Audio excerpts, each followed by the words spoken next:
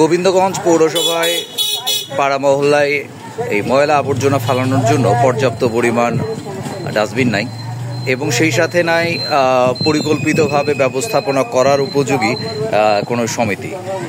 শহরগুলোতে সাধারণত এরকম সমিতি থাকে যে সমিতির মাধ্যমে ময়লা আবর্জনাগুলো, ওই এলাকার ময়লা আবর্জনাগুলো অপসারিত হয়, অপসারণ করা হয় এবং ওই সোসাইটির ব্যবস্থাপনার দায়িত্বে থাকে সেই সমিতিগুলো।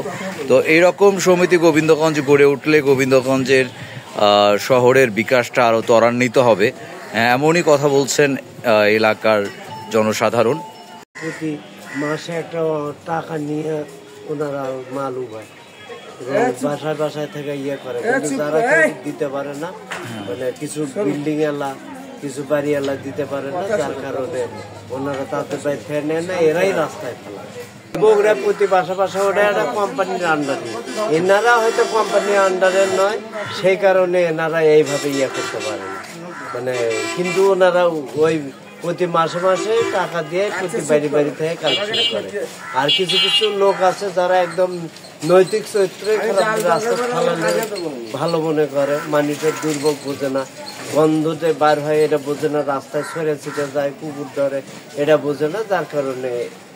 মানে গোবিন্দগঞ্জ শহরে কি পাড়া মহল্লায় ময়লা এবং পয় নিষ্কাশনের তদারকি করার জন্য কোনো সমিতি আছে?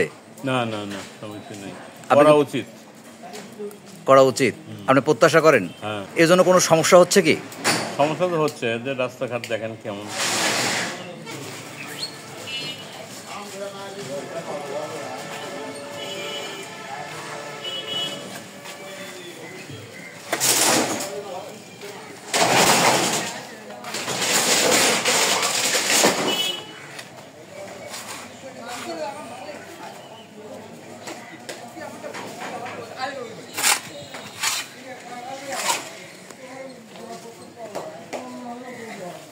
আপনার কার তরফ থেকে কাজ করেন?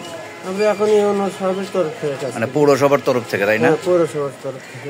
গোবিন্দগঞ্জে কি যে পাড়ায় পাড়ায় এই যে ময়লা তোলানোর জন্য সমিতি আছে? সমিতি নাই, তবে আমরা এই যে মহল্লার মধ্যে ঢুকে বাসা বাসা ময়লা দিয়ে আমরা নিয়ে এসি।